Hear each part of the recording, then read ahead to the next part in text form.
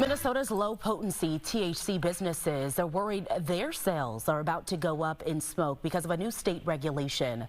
They are getting guidance from the Office of Cannabis Management about new licensing requirements. And one new rule seems to block them from shipping products. Fox 9's Corin Hoggard is live in St. Paul tonight. So, Corin, with all of this being said, what does this mean for some of these hemp shops?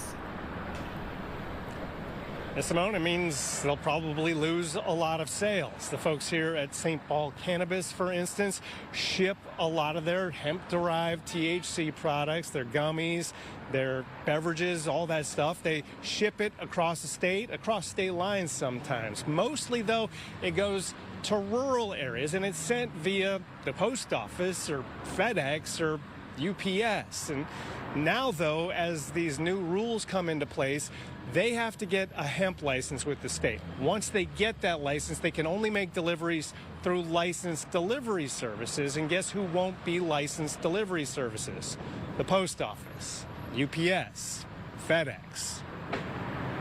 I don't quite see what we're going to be able to do, which it just means it could effectively end in-state shipping. So as a business, for our customers, we are going to send out emails and say, hey, we're not sure what's going to happen. If you want stuff shipped to you, maybe we'll run a small sale and just make shipping free on everything for a while and just stock everyone up and cross our fingers and hope for the best.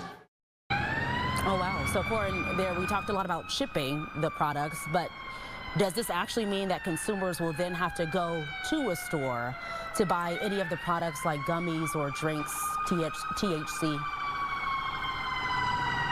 Yeah, I mean, that's one option. Sorry, as the fire truck goes by here. One option will be to go to the store. Another one is to find somebody who is one of those licensed delivery services, but that doesn't really help a lot of folks out in the rural communities. And strangely, one of the best ways for somebody who likes to get their THC products delivered, the best way to keep getting it is to just order it from out of state.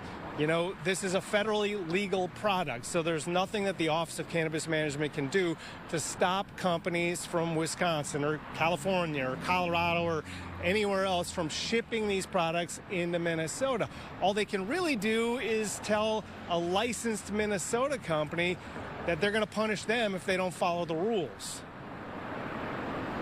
In court, a lot of these businesses have been operating for a few years now, and I'm sure they're fighting to keep it. So what happens if they lose this business, and can they actually do anything about it then?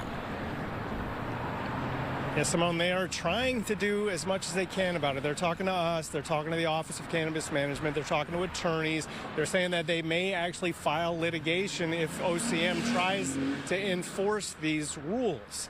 You know, as you mentioned, these companies have been around for a long time. This guy's been here a while. I talked to the owner of Mini Grown out in Cannon Falls. He's been around since 2020. He's built a pretty big business with a lot of employees, and he said this is going to cost him 20% of his business. He might have to cut staff, and so that is something a lot of folks are looking at, maybe even moving out of state as well. Oh, wow, and certainly feeling the impacts. Corin Hoggard reporting live in St. Paul tonight. Thank you, Corin.